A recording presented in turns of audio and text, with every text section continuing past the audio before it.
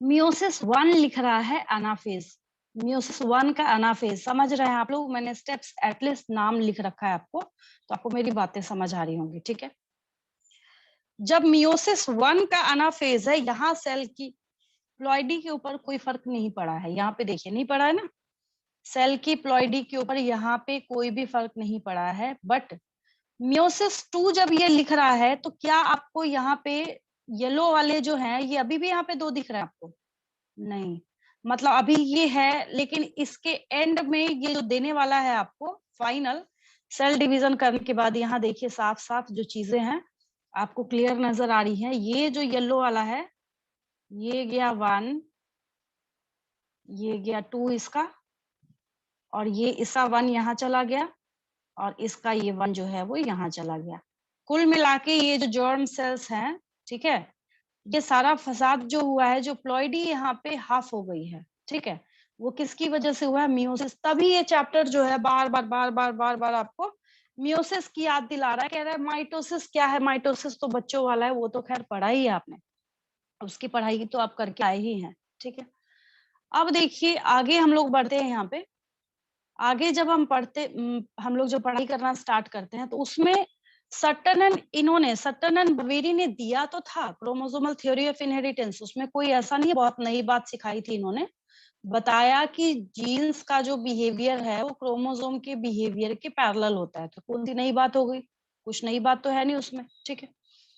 फिर देन इन्होंने क्या बोला कि जब उसके बिहेवियर के पैरेलल होगा, तो अब इसका प्रूफ भी तो चाहिए ना, क्रोमोसोमल थ्योरी ऑफ इनहेरिटेंस का प्रूफ चाहिए। क्वेश्चंस भी निकलेंगे इस क्लास से अभी आपको, है ना।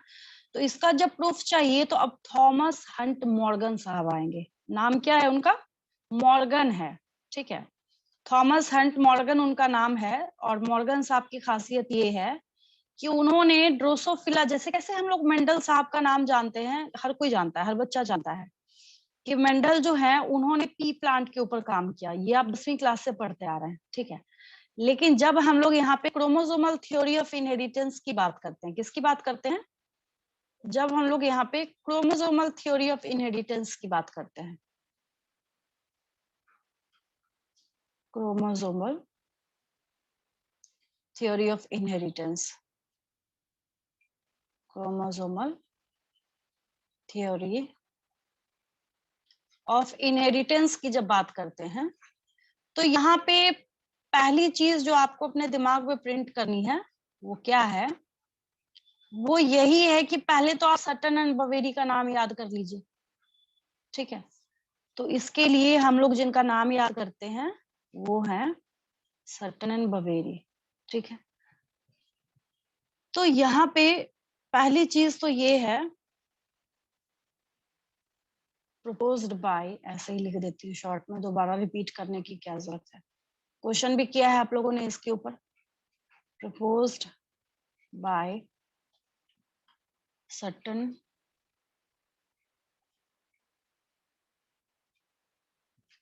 एंड बवेरी, ठीक है। यहाँ तक तो कोई दिक्कत नहीं है। लेकिन अब यहाँ पे क्या हो रहा है, इसका एक्सपेरिमेंटल वेरिफिकेशन चाहिए। जैसे होता है ना किसी चीज को हम लोग प्रूफ करते हैं, ठीक है।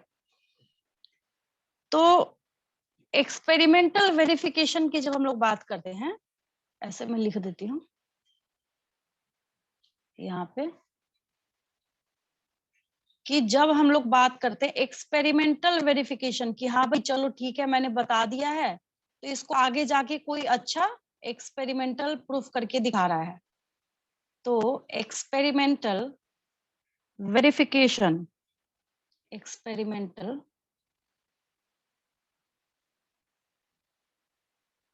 Verification of chromosomal theory of inheritance, of the chromosomal theory of inheritance, chromosomal theory of inheritance,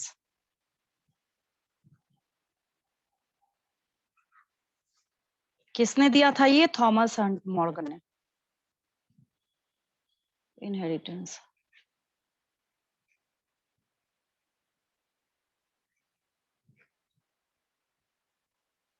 ये देने का काम किया है। अब आ जाइए यहाँ पे, एक और 5 स्टार क्वेश्चन निकल के आपके सामने आ रहा है। बहुत पूछा गया है ये भी और पूछा भी जाता है। दैट इज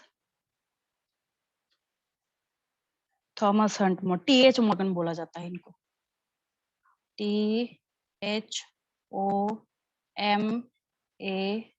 नया नाम एक हो गया आज आपके लिए, है ना? आप लोगों के लिए एक न्यू नेम हो गया आज, थॉमस हंट मॉर्गन, MORGAN, ठीक है। TH मॉर्गन भी इनको बोला जाता है, उसमें तो खैर कोई दिक्कत नहीं, वो तो आप लोग को याद रहेगा ही रहेगा, ठीक है। अपने कलीग के साथ मिलके इन्होंने काम किया था, ठीक है। अब यहाँ पे ये वेरिएशन का बेसिस ढूंढ रहे थे, बहुत ध्यान से सारे जो चैप्टर्स है ना उसकी खिचड़ी बना के यहाँ पे इस चैप्टर में परोसा गया है। आपको बहुत ध्यान से समझिएगा, यहाँ पे ये क्या बताना चाह रहे हैं, यहाँ पे एक ही चीज ये बताना चाह रहे हैं कि जो बेसिस फॉर वेरिएशन है वो छुपा हुआ है सेक्सुअल रिप्रोडक्शन के अंदर, इसकी डिस्कवरी कर रहे थे, ठीक है। किसकी डिस्कवरी कर रहे थे? यहाँ पे वो इस चीज की डिस्कवरी कर रहे थे कि, आगे लिख लीजिए, ये सब क्वेश्चन है, जैसे मैंने आपको बोला स्टेटमेंट बेस्ड क्वेश्चंस पूछे जाते हैं, ये सब के सब क्या है? क्वेश्चन है। दे वेयर, या फिर डिस्कवरिंग, आप लोगों को पता है कि वही रिस्पॉन्सिबल है इसके लिए, तो क्या कर रहे थे ये? Discovering the basis for, the basis for the variation. Variation कोई डिफाइन करेगा आप में से? कोई भी स्टूडेंट वेरिएशन डिफाइन करेगा? Yes, ma'am. Differences among the individuals of the same species. चलिए ठीक है, वेरी गुड। दैट, और ये चैप्टर 1 में भी आपने किया है ना, क्योंकि वहां पे हम लोग उसको डिफरेंशिएट कर रहे थे। दैट सेक्सुअल रिप्रोडक्शन,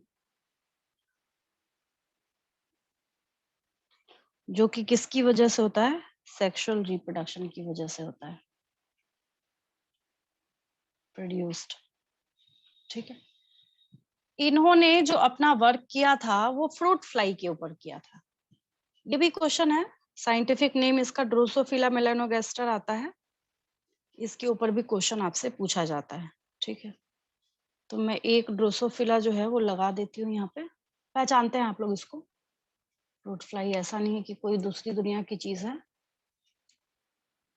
ड्रोसोफिला भी लिखिए तब भी आएगा, ड्रोसोफिला मेलानोगास्टर, ये देखिए ये नाम है इसका। आप लिखेंगे तो सेपरेटली अंडरलाइन होगा अकॉर्डिंग टू बायनोमियल नोमेनक्लेचर, ठीक। अब यहाँ पे देखिए इसने मेल फीमेल लगा के रखा है, तो ये हम लोगों के लिए अच्छा हो जाएगा। क्यों उठाया था इसको? इसका जो क्वेश्चन आंसर है वो इसी के अंदर छिपा हुआ है। मेन जो है वो हम लोग इसी से पकड़ सकते हैं कि किस वजह से इसको सिलेक्ट किया था इन्होंने अपने एक्सपेरिमेंट को करने के लिए, ठीक है। देखिए कितना बढ़िया कंपाउंड आई दिखा रहा है यहाँ पे, ये दिख रहा है, ये देखिए। अच्छा मैंने कुछ और क्लिक किया, कुछ और ही ओपन हो गया। एक अभी देखा होगा आपने, एक फोटो थी जिसमें ये देखिए कंपाउंड आई है, काफी जूम किया हुआ है इसको, है ना। ये कंपाउंड आई, छोटे छोटे छोटे छोटे यूनिट्स दिख रहे हैं आप लोगों को इसमें, ओमेटिडियम बोलते हैं इसको। खैर आगे करेंगे हम लोग, सारे चैप्टर्स में तो है ही है। चलिए, तो इसको उठाया था इन्होंने क्या किया था अपने एक्सपेरिमेंट के लिए? ड्रोसोफिला मेलानोगास्टर को उठाया था। ड्रोसोफिला मेलानोगास्टर को इसलिए उठाया था इन्होंने क्योंकि यहाँ पे एक पॉइंट बनेगा, जो मैं बोल रही हूँ बार बार कि क्यों यहाँ पे ये डायग्राम जो है हम लोगों के लिए अच्छा काम करेगा। इसका रीजन ये है कि यहाँ पे मेल और फीमेल में डायमॉर्फिज्म प्रेजेंट है। क्या प्रेजेंट है? डायमॉर्फिज्म प्रेजेंट है। डायमॉर्फिज्म बताएगा आप में से कोई भी Distinguishable student? property between male and female in any species known as dimorphism. चलिए ठीक है, वेरी गुड। तो ये क्या है, सेक्सुअल डायमॉर्फिज्म को ये एक पॉइंट बनेगा, याद रखिएगा। आपने जो अभी भी बोला है, देखिए कैसे, मतलब कितना अच्छा लग रहा है कि मैं पूछ रही हूँ, फटाफट सारे बच्चे आंसर दे रहे हैं। तो ये सब कुछ जो है क्वेश्चन का आंसर बनेगा। इसलिए बोला जाता है कि अगर आपका बेसिक अच्छा है तो कोई भी चीज जो है वो समझनी आपके लिए बहुत टफ टास्क नहीं है, आसान काम हो जाता है। फिर है या नहीं, यस और नो, है ना? आपको समझ आ रहा है तभी तो मैं पूछ रही हूँ, तो आप आंसर कर रहे हैं, ठीक है। तो ये एक पॉइंट बनेगा कि मेल और फीमेल के अंदर यहाँ पे डिस्टिंग्विशिंग प्रॉपर्टी प्रेजेंट है, अवेलेबल है, जिसकी वजह से इन्होंने इसका सिलेक्शन किया है। ड्रोसोफिला मेलानोगास्टर का ये फ्रूट फ्लाई है। क्यों इसको फ्रूट फ्लाई बोला जाता है? कि फल जब कटे हुए छूट जाते हैं ना घरों में, तो आपने देखा होगा कि ये मक्खियां लगने लगती है उसपे, है ना? देखा होगा, सबने देखा होगा, बहुत ऐसा तो है नहीं दूसरे प्लेनेट के हैं। अभी जो नए नए बच्चे आए हैं तो उनको मैं गटेशन पढ़ा रही थी, जो drop wise release of water होता है ना, जो आप लोग को पढ़ाया था मैंने, गटेशन याद है? हाँ, तो Yes, मैंने बोला बच्चों, हाँ तो मैंने बोला बच्चों को कि आप लोगों ने देखा होगा ड्रॉप वाइज पानी निकलते को। बच्चा कह रहा है मैडम हमने देखा ही नहीं आज तक। मैंने बोला कमाल है, दूसरे प्लेनेट के बच्चे हैं क्या ये? बोला नहीं, हमने किसी भी बच्चे ने बोला, ऐसा नहीं बोला कि हाँ हमने मतलब देखा है। सबने बोला नहीं, हमने देखा ही नहीं है गटेशन होते कभी भी। कॉमन सी चीज है, चलते फिरते अर्ली मॉर्निंग में आपके घर। अभी जैसे बारिश का सीजन है, जो घर के, अभी आप बोलेंगे पत्ते से तो वैसे भी पानी टपक रहा होगा बारिश वाला, लेकिन अगर आप घर के गमले में रख रहे हैं, उसमें भी अर्ली मॉर्निंग में नोट, बेचारे के पास ट्रांसपिरेशन का काम अभी क्या है, मंद पड़ गया है, कम पड़ गया है, तो करेगा क्या? कैसे एक्सेसिव वाटर को वहां से रिलीज करेगा? उसके पास एक ही तरीका है गटेशन करने का, है ना? तो चीजें प्रैक्टिकली भी सीखिए, रटने से क्या होगा? कुछ नहीं होगा। रट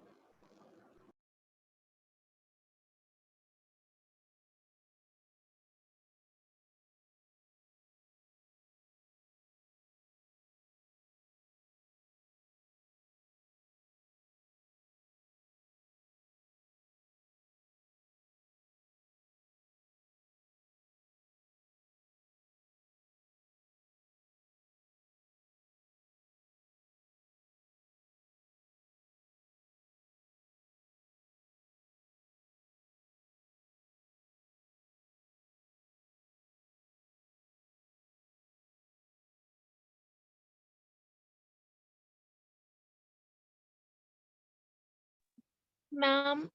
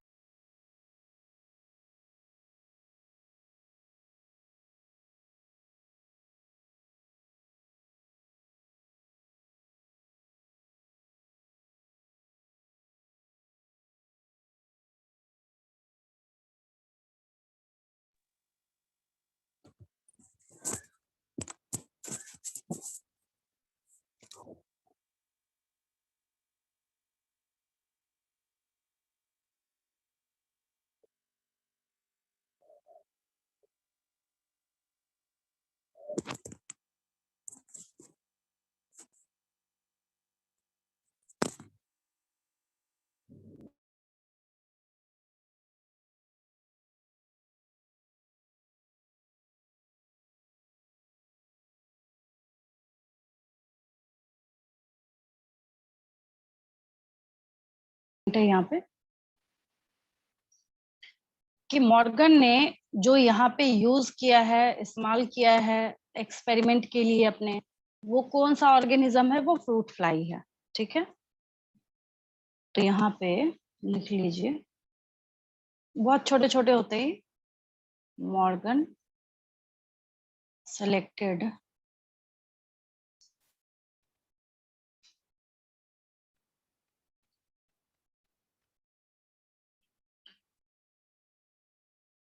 द टिनी, या टाइनी भी कई लोग बोलते हैं इसको, फ्रूट फ्लाइज, साइंटिफिक नेम हो जाएगा इसका। that is Drosophila melanogaster.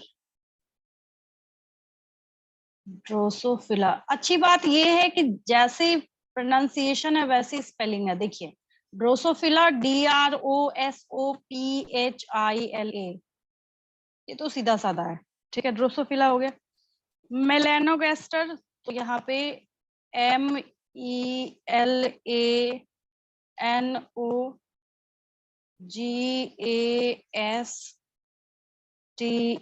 आसान हो गया, ड्रोसोफिला मेलानोगास्टर, ठीक है। तो इन्होंने इसी का इस्तेमाल किया था, मॉर्गन सेलेक्टेड ड्रोसोफिला मेलानोगास्टर और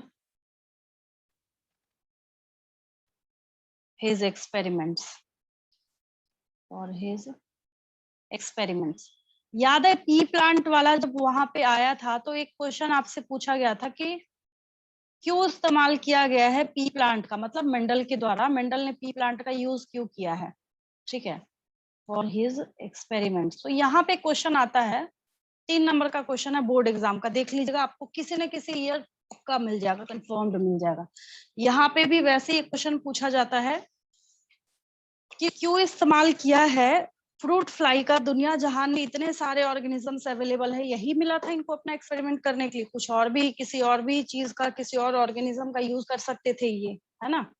बट ये यहाँ पे क्या कर रहे हैं, अपने एक्सपेरिमेंट के लिए इसी छोटे से ऑर्गेनिज्म का, ड्रोसोफिला मेलानोगास्टर का यूज कर रहे हैं, ठीक है, क्योंकि ये बहुत सुटेबल था। अब सुटेबल का क्या मतलब है, कहीं पे भी अगर सुटेबल की बात आती है तो वहां पे एक और क्वेश्चन अराइज होता है साथ में। कौन सा क्वेश्चन अराइज होता है कि कैसे सुटेबल है, क्या फैसिलिटीज है, ठीक है। तो यहाँ पे जब आप देखना स्टार्ट करते हैं तो छोटे छोटे पॉइंट्स हैं जो मैं पहले धीरे धीरे आपको समझाती जाती हूँ, आपको समझ भी आ जाएगी मेरी बात। ऐसा कुछ है नहीं कि कोई बहुत हॉरिबल या कोई वैसा कॉन्सेप्ट है जो आपको समझने में कोई दिक्कत आए, ठीक है। आपकी एनसीईआरटी किताब में बैक क्वेश्चन का 9वां क्वेश्चन है, 9th क्वेश्चन है, briefly mention the contribution of Thomas Hunt Morgan in genetics, ठीक है, यही सब कुछ आपको वहां पे नोट कर देना है। ये बात आपको क्वेश्चन का आंसर यहीं से स्टार्ट करना है कि मॉर्गन साहब ने क्या किया था, एक्सपेरिमेंटल वेरिफिकेशन दिया है। क्या किया है, एक्सपेरिमेंटल वेरिफिकेशन दिया है सटन एंड बवेरी के वर्क को, सटन एंड बवेरी के काम को, ठीक है, यहीं से स्टार्ट करना और ऐसे इस चीज को समझा देना है, ठीक है। आगे देखिए, बट हम वहां पे ये नहीं पढ़ रहे, अभी हम लोग किस चीज की पढ़ाई कर रहे हैं। क्वेश्चन मैं लिख देती हूँ, पहले एक पेज है ये मेरे पास, मैं जो अभी आपको सिखा रही हूँ वो ये क्वेश्चन है। देखिए अब जो नेक्स्ट पेज पे मैं लिखने जा रही हूँ उसकी बात मैं कर रही हूँ। पता नहीं इसको क्या हो गया, ऐसे देखती हूँ चेंज होता है नहीं होता है। हाँ आ गया, चलिए सेकेंड क्वेश्चन यहाँ पे लिखिए।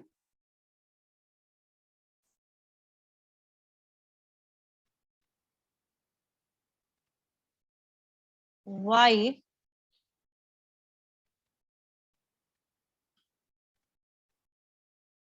Morgan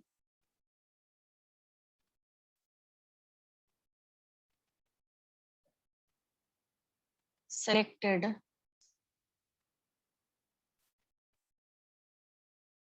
fruit flies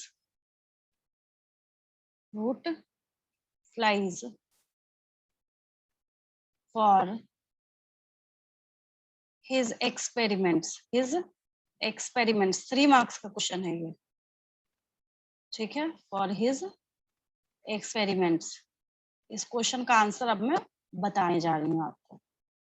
इन्होंने इसी का इस्तेमाल क्यों किया, दुनिया जहान में इतने सारे ऑर्गेनिज्म है, कुछ भी कर सकते थे, किसी को भी उठा के उसके ऊपर वो अपना एक्सपेरिमेंट का वर्क कर सकते थे, बट ऐसा नहीं है, उन्होंने इसी ऑर्गेनिज्म को चुना। तो उसका रीजन अब मैं बता देती हूँ आप लोगों को।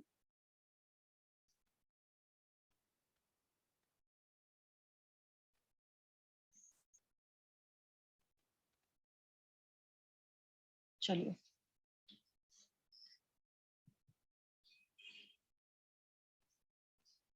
तो यहाँ पे टॉपिक आपका हो जाएगा, क्या हो गया,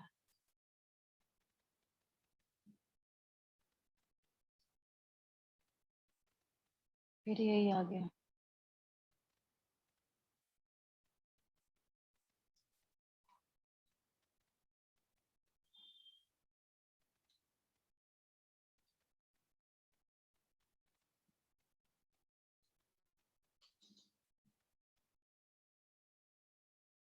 देखिए तब तक मैं समझाती हूँ।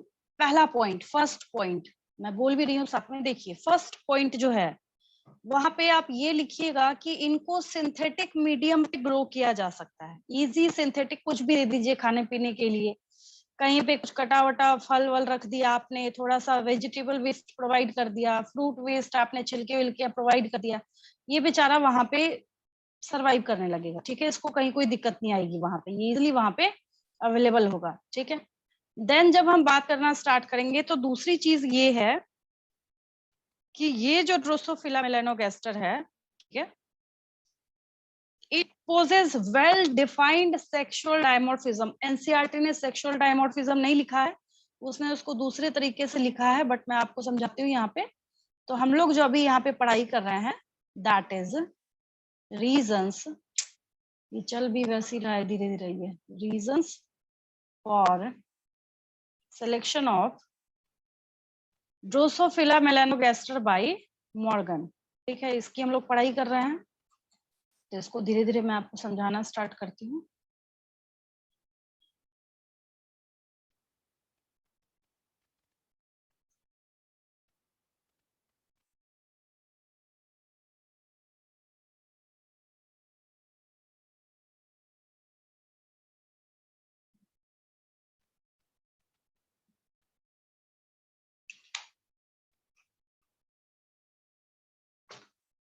Reasons for selection of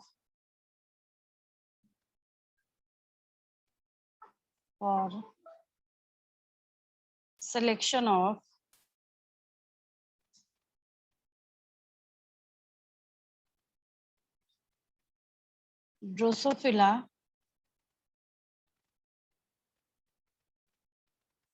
melanogaster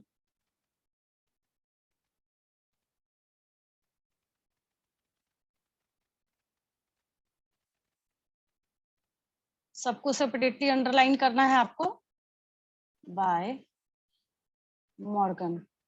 3 marks का क्वेश्चन है, क्वेश्चन ऑलरेडी मैंने दे रखा है आपको। ठीक है, हम लोग यहाँ पे क्या कर रहे हैं, फटाफट उसके जो रीजंस हैं उसकी हम लोग यहाँ पे स्टडी कर रहे हैं। ठीक है, आवाज जा रही है मेरी? Yes, ma'am. चलिए ठीक है, पहला पॉइंट लिखिए यहाँ पे। पहली चीज यहाँ पे फर्स्ट पॉइंट ये है कि उनको इजीली ग्रो किया जा सकता है। ठीक है, दे could be easily grown,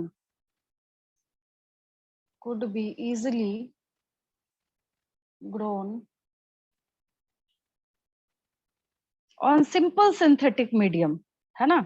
बहुत उनको आप कैसा भी दीजिएगा, ठीक है, तो they could be easily grown on simple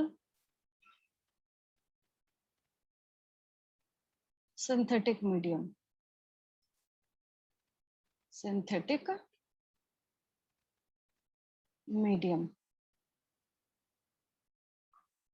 ठीक है। यहाँ पे इसको ग्रो, इस पॉइंट में कहीं कोई कॉम्प्लिकेशन नहीं, आसान सा पॉइंट है, कोई भी बच्चा इसको लिख सकता है। ठीक है, सेकंड पॉइंट, नंबर इसलिए डाल रही हूँ क्योंकि 6 पॉइंट बनाना है और 3 नंबर का क्वेश्चन है।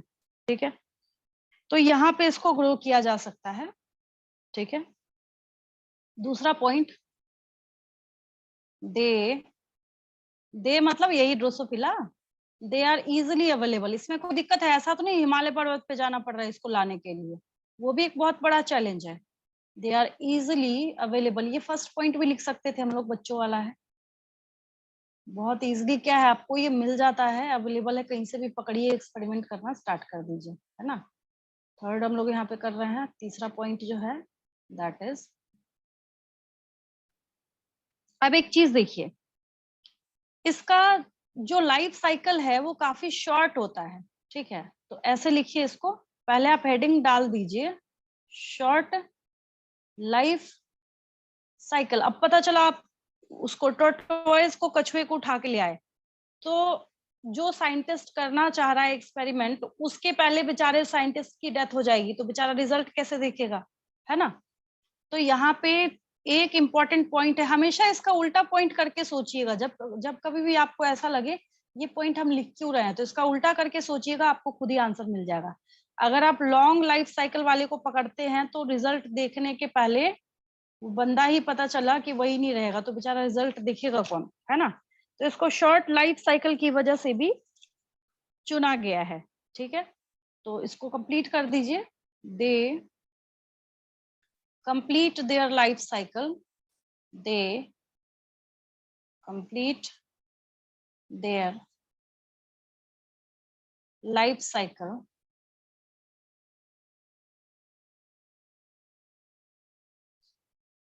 कितना, सिर्फ 2 वीक में कंप्लीट कर लेता है ये, ठीक है। In about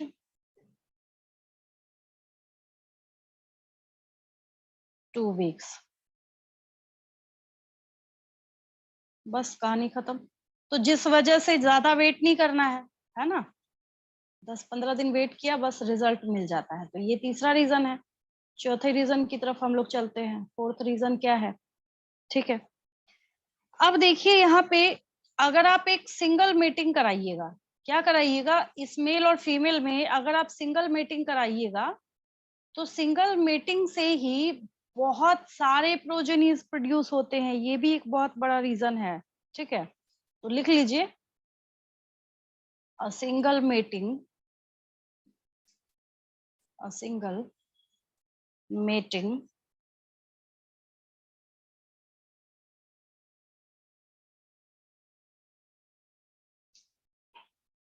would produce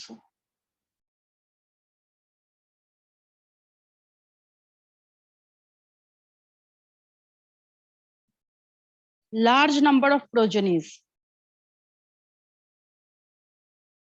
large number progenies का मतलब offsprings, large number of progenies, ठीक है। इसमें भी कोई दिक्कत नहीं किसी को। of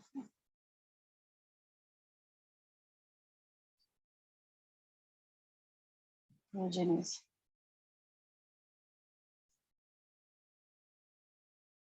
चलिए ये हो गया, ये भी पता है आप लोगों को।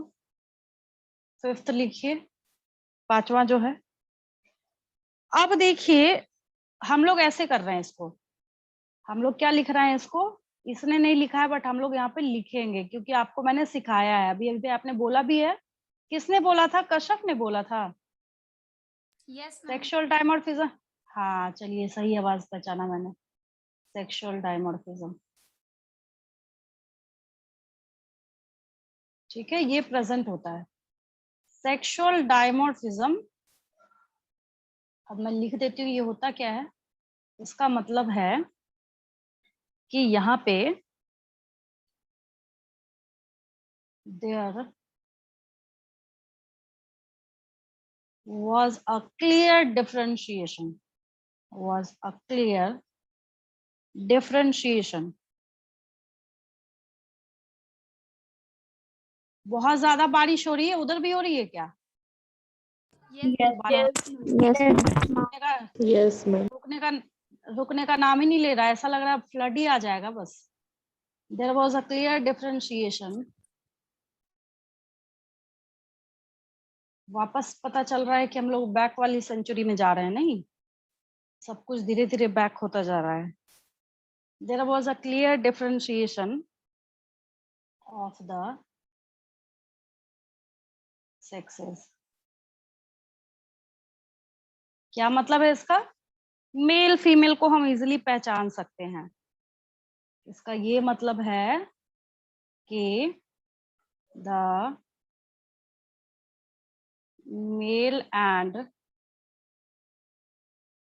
Female flies are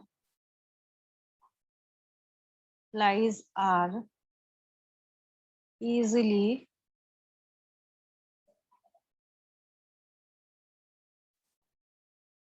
distinguishable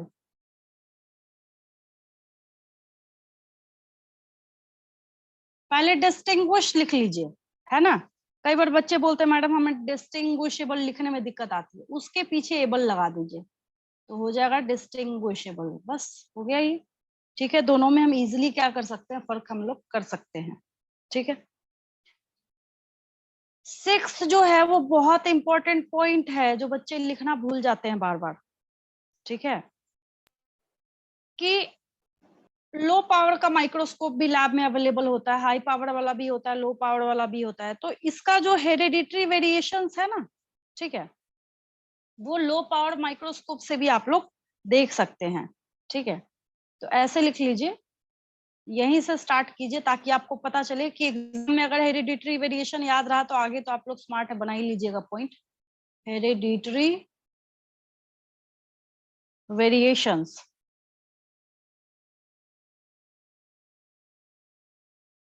hereditary variations in fruit flies, in fruit flies can be easily seen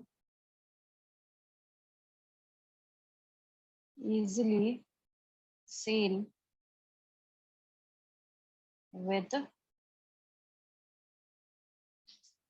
low power microscopes, with low power, मतलब बहुत ज्यादा रिजोल्यूशन की जरूरत नहीं है, थोड़ा बहुत भी रिजोल्यूशन होगा तो आप देख सकते हैं, यही मतलब है लो पावर का। ठीक है, लो पावर माइक्रोस्कोप्स। हो गया ये पेज सबका? Yes, ma'am. Yes, ma'am. Yes, ma'am. चलिए ठीक है, पावर माइक्रोस्कोप्स। एक क्वेश्चन और तैयार कर लिया आपने। चलिए, सारे बच्चे अभी कॉन्शियसली नहीं पढ़ रहे हैं, आप लोग की क्लास तो बहुत अच्छी चल रही है। काफी बच्चों से मैंने पता किया, आप लोग भी होंगे कांटेक्ट में काफी बच्चों के, तो आपको पता चल रहा होगा, है ना। पूछा तो होगा ही आप लोगों ने। हर जगह की जो ऑनलाइन क्लासेस है वो डिसिप्लिन्ड मैनर में नहीं चल रही है, बहुत ज्यादा दिक्कतें आ रही है टीचर्स को स्पेशली। बट आप लोग की क्लास तो बहुत बहुत अच्छी, मच बेटर चल रही है। आप लोगों ने खुद भी पूछा होगा, मैंने भी पूछा काफी बच्चों से, आपकी क्लास तो बहुत अच्छी चल रही है। लो पावर माइक्रोस्कोप, अब सही हो गया ना? हाँ, माइक्रोस्कोप कर दीजिए, इतने सारे फ्लाइज को देख रहे हैं तो माइक्रोस्कोप भी ज्यादा जरूरत होगी, इसकी रिक्वायरमेंट भी क्या होगी, ज्यादा होगी वहां पे, है ना। चलिए, ये हो गया। Yes, ma'am. इस पेज में कोई डाउट किसी को, देखिए और एक बार पूछ लीजिए मेरे से।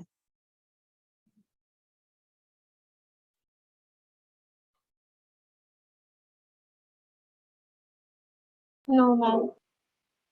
चलिए ठीक है, अब देखिए हम लोग आगे बढ़ते हैं। अब जो टॉपिक है, थोड़ा सा बताऊंगी आपको, थोड़ा सा एक लिंकेज एंड रिकॉम्बिनेशन का टॉपिक है। बेसिकली जो हम लोगों को इसको करना है, करना चाहिए था उसको नेक्स्ट क्लास में स्टार्ट, बट ये हो गया जल्दी तो मैं बता देती हूँ। ठीक है,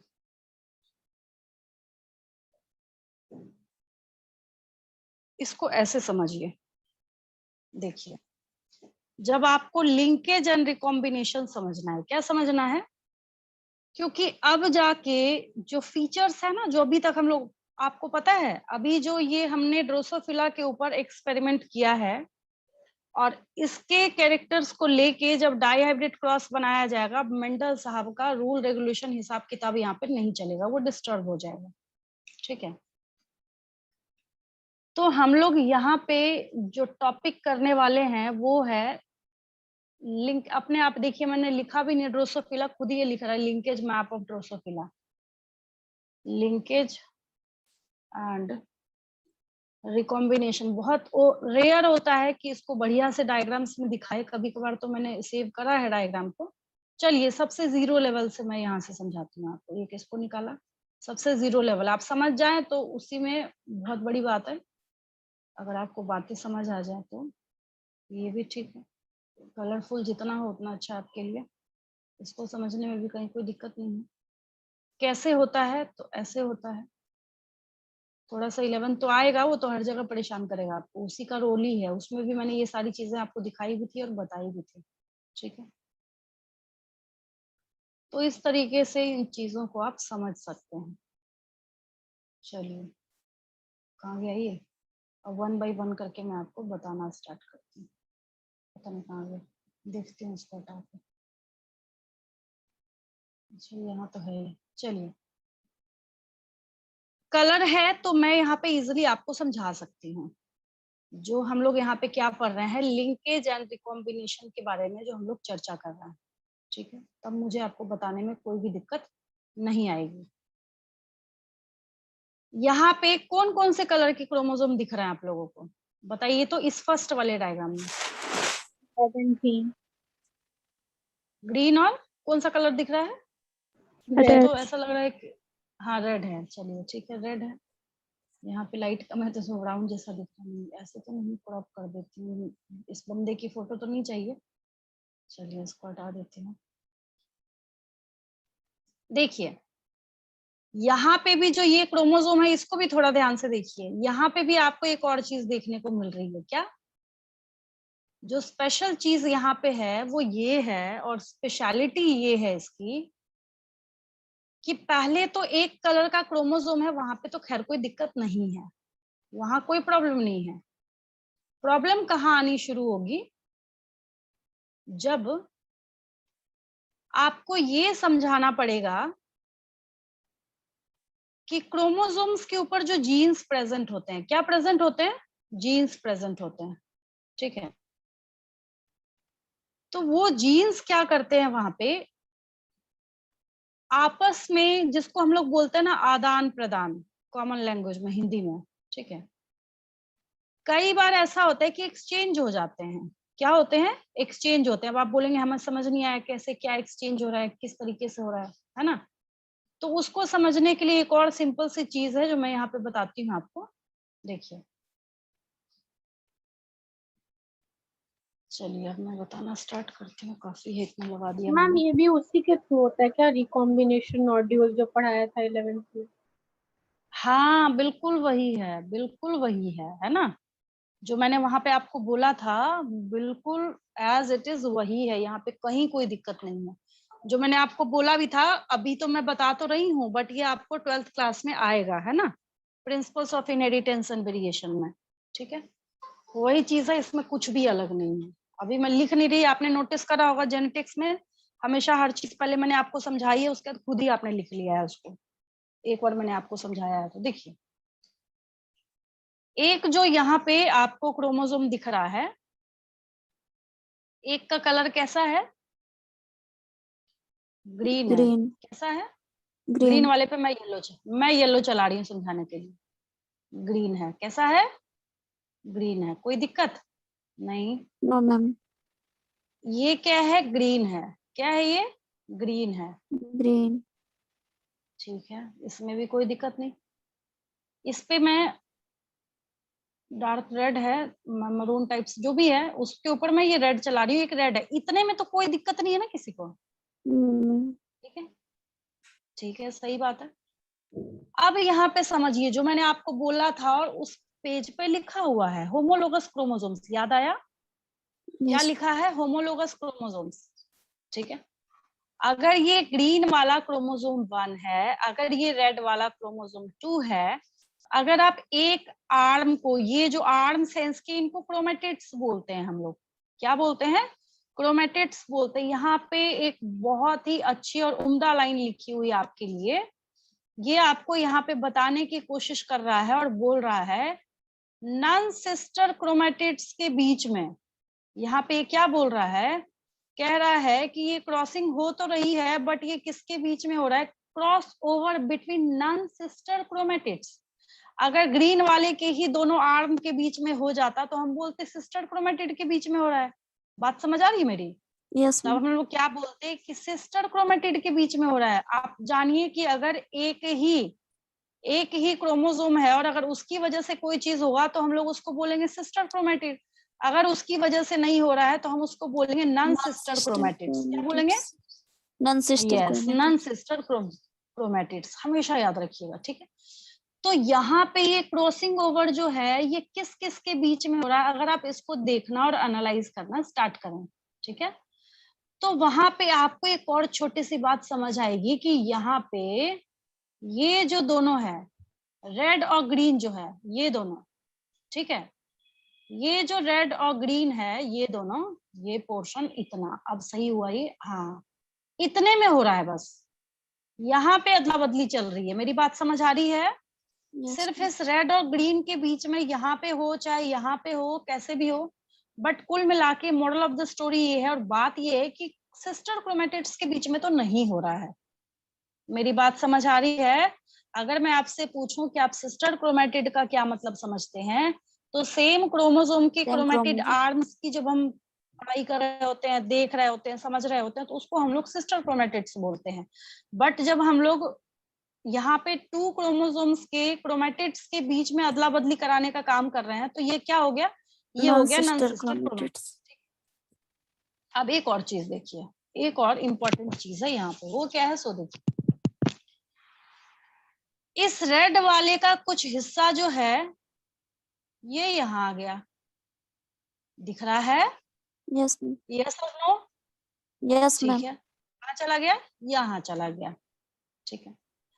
और ध्यान से देखिए, पता चला इस ग्रीन वाले का जो कुछ हिस्सा है वो उड़ के यहाँ चला गया, उड़ के नहीं गया है, मतलब ये रिकॉम्बिनेशन किया है इन्होंने, ठीक है, समझाने के लिए बोल रही हूँ।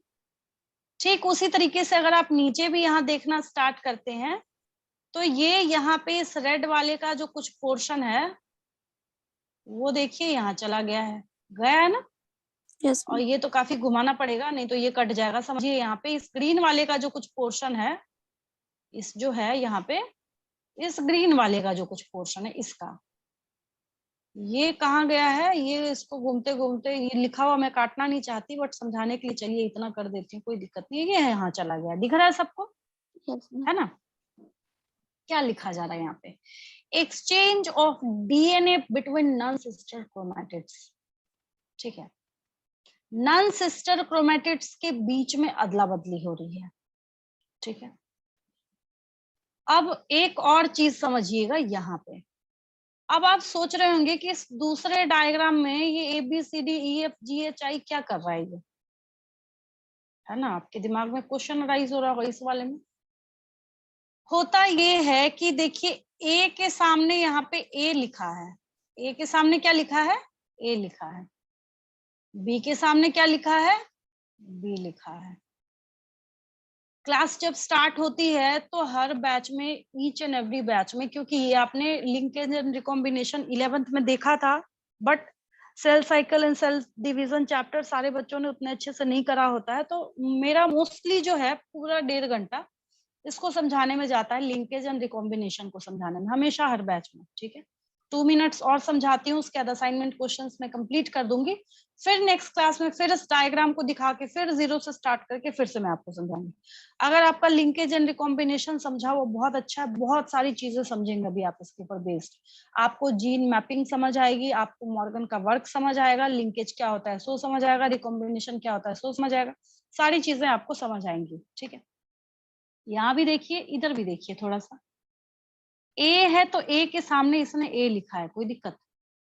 बी है, कैपिटल बी है तो कैपिटल बी के सामने इसने बी लिखा है, कोई दिक्कत नहीं। अब ध्यान दीजिए थोड़ा सा, इसने भी बहुत अच्छा काम करा है जिसने भी डायग्राम बनाया। कैपिटल सी के सामने इस लाल वाले, रेड वाले क्रोमोसोम पे इन्होंने क्या किया था, इन महाशय ने, कि यहाँ पे स्मॉल लेटर्स दिए थे, small a these are alleles, ठीक है, और एक साथ अगर आप देखना स्टार्ट करें तो जीन है, स्मॉल बी, स्मॉल सी, इसका स्मॉल सी कहाँ गया? इसका स्मॉल सी यहाँ चला गया, और इसका जो कैपिटल सी था वो कैपिटल सी उड़ के यहाँ चला गया। बात समझ आई मेरी? यस बात समझ आई है ना? ये भी अच्छा काम कर रहा है, इसने दिखाया कि सारे स्मॉल लेटर थे तो इसका जो छोटा वाला सी है वो इसके पास चला गया।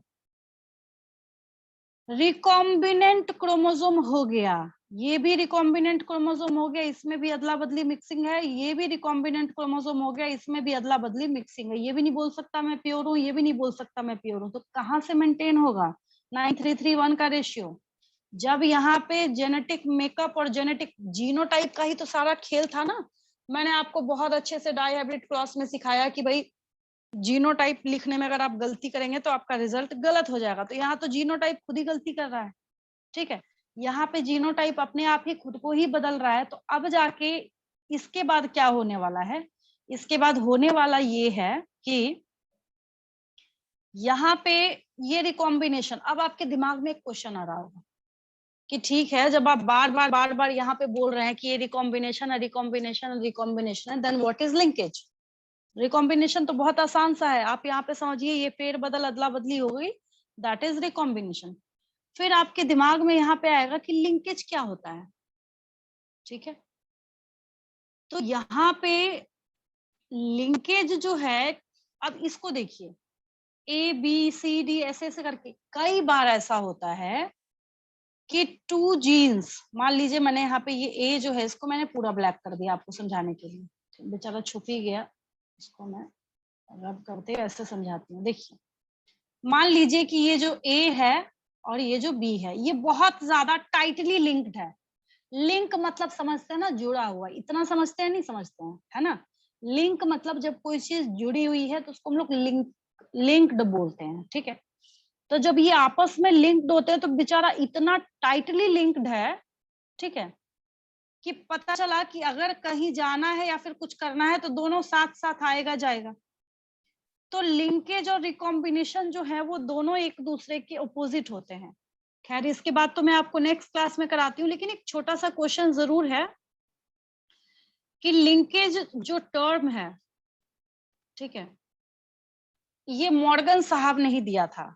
लिंकेज जो टर्म है ये देने का काम किन्होंने किया था, मॉर्गन साहब। या इसके बैक पेज पे लिखूंगी तो अच्छा नहीं लगेगा, इसी पे लिख देती हूँ, यहाँ कहाँ से लिंकेज आ गया, उसके बाद वाले पर ही लिख देती हूँ अभी जो मैंने डायग्राम लगाया है, ठीक है।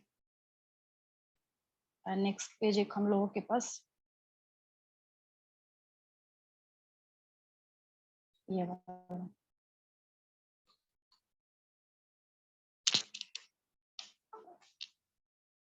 देखिए, तो यहीं पे जो ब्लैंक स्पेस है उसमें मैं लिख दूंगी ताकि आपको बातें समझ आए। देखिए, ये आप क्या समझ रहे हैं यहाँ पे इस डायग्राम में, डायग्राम में यहाँ पे आप समझ रहे हैं लिंकेज, बहुत दिमाग खराब कर रहा है ये, लिंकेज एंड रिकॉम्बिनेशन। यहाँ पे आप क्या समझ रहे हैं, लिंकेज एंड रिकॉम्बिनेशन, ठीक है। तो लिंकेज एंड रिकॉम्बिनेशन को जब आप समझना स्टार्ट करते हैं, क्योंकि मॉर्गन मॉर्गन मॉर्गन एक साथ आप पढ़ ही रहे थे, तो यहाँ पे इनका नाम अगर लिख भी दिया जाए तो कुछ गलत नहीं है, सही है और आपको याद भी हो जाएगा इजीली। तो ये लिंकेज एंड रिकॉम्बिनेशन में से, linkage and recombination,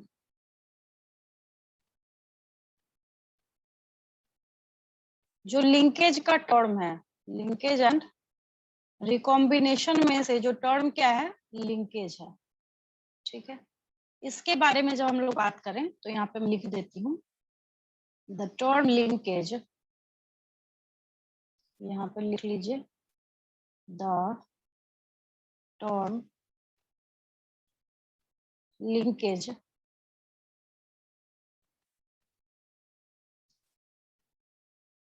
was coined by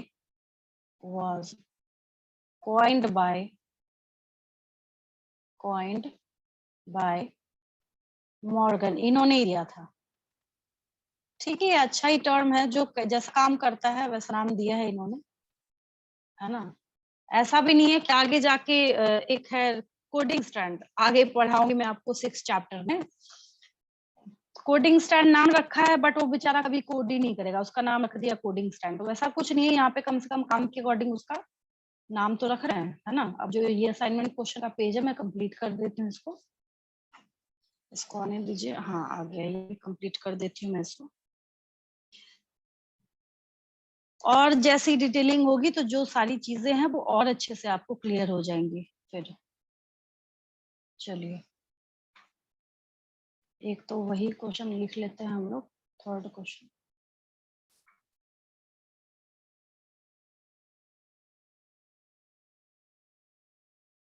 Who coined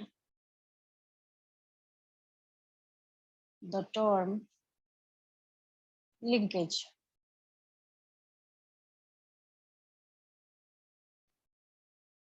Morgan का नाम लिख लीजिएगा यहाँ पे। लिंकेज टर्म किसने दिया था? मॉर्गन ने दिया था। मैं बार बार हर क्लास में रिपीट कर रही हूँ, ऑनेस्टली जो आप असाइनमेंट क्वेश्चंस कर रहे हैं, बोर्ड एग्जाम में इतने क्वेश्चंस करके कोई भी बच्चा नहीं बैठा होगा।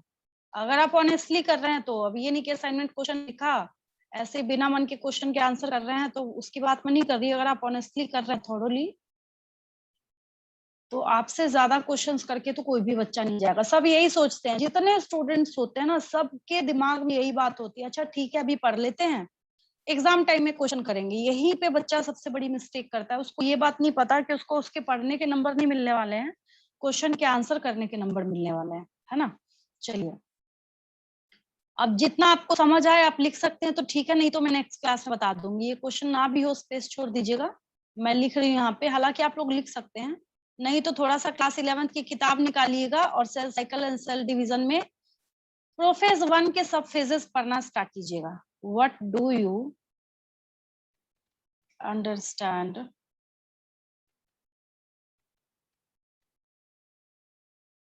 Bye the term recombination?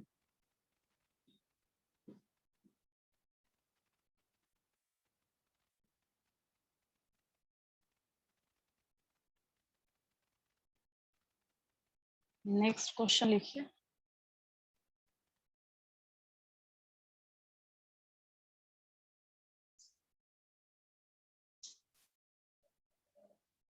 which type of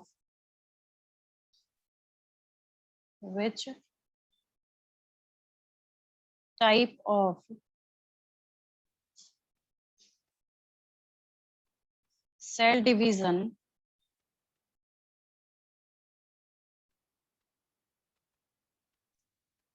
maintains ploidy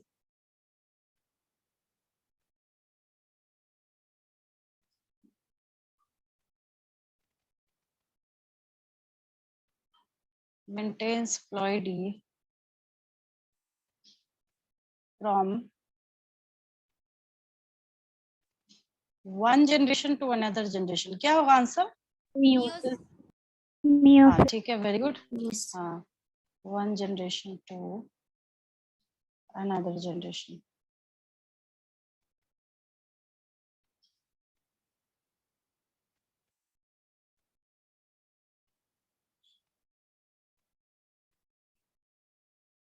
six question लिखिए। Mention the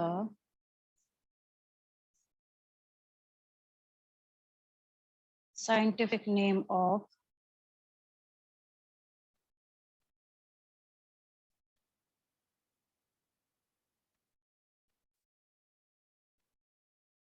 fruit fly. Drosophila melanogaster. Drosophila melanogaster. चलिए ठीक है, वेरी गुड। सेवेंथ क्वेश्चन लिखिए।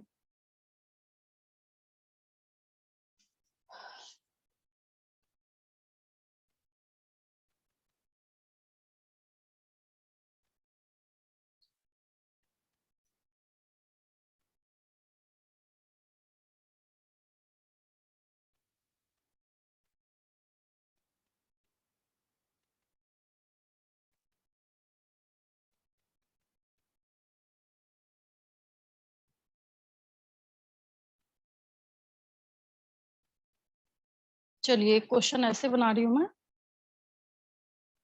Which phenomena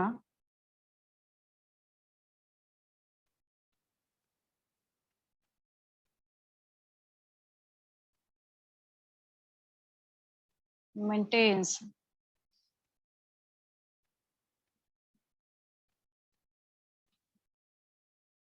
number of chromosomes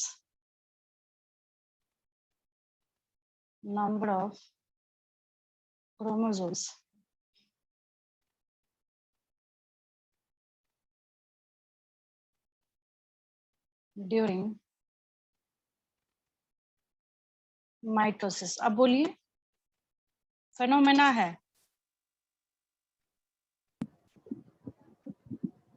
equational division.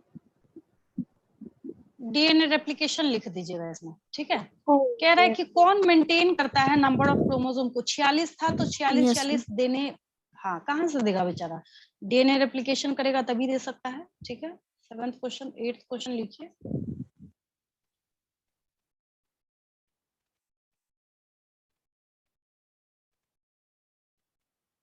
What is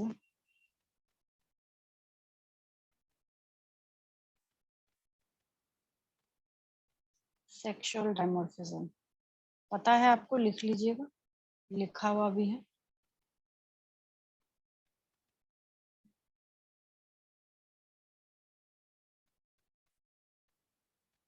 ninth question लिखिए।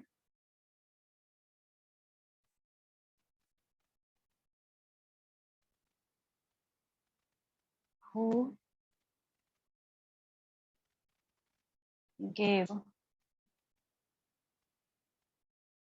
experimental verification, अब क्या हो जाएगा, थॉमस हंटिंगटन। हाँ ठीक है।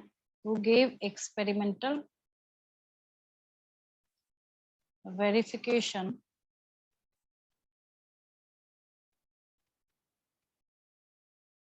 to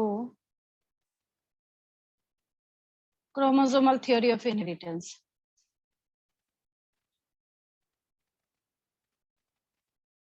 chromosomal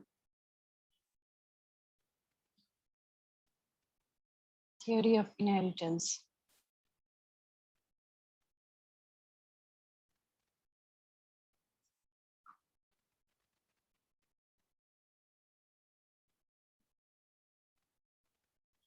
यहाँ पे भी टीएच मॉर्गन का ही नाम आ जाएगा।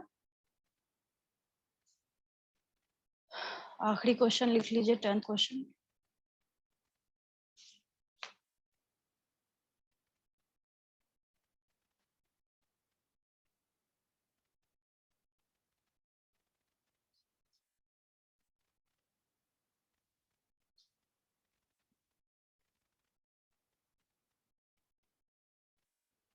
व्हाट इज लिंकेज, यहाँ पे अभी आप साधारण भाषा में एक छोटी सी चीज लिख लीजिएगा, देखिए मैं बताती हूँ। व्हाट इज लिंकेज में आप ये लिखिएगा, tightly linked genes show a property that is known as linkage, ठीक है। साधारण भाषा में आप इतना लिखिए, बाकी मैं समझाऊंगी आपको नेक्स्ट क्लास में। अभी मैं 1 नंबर का ये क्वेश्चन दे रही हूँ। टाइटली लिंक्ड जीन्स कितना आसान है, जो लिंक है आपस में इतना टाइट जुड़ा हुआ है, तो वो एक प्रॉपर्टी और फेनोमेना शो करता है जिसको हम लोग क्या बोलते हैं, लिंकेज बोलते हैं, ठीक है। तो व्हाट इज लिंकेज में भी आप उतना ही लिखिए, बाकी मैं आपको नेक्स्ट क्लास में बताती हूँ। यहाँ तक किसी को कोई डाउट हो मेरे से पूछ लीजिए, नहीं तो बाकी हम लोग नेक्स्ट क्लास में फिर करते हैं। यहाँ तक कोई डाउट किसी को? No, ma'am. यहाँ तक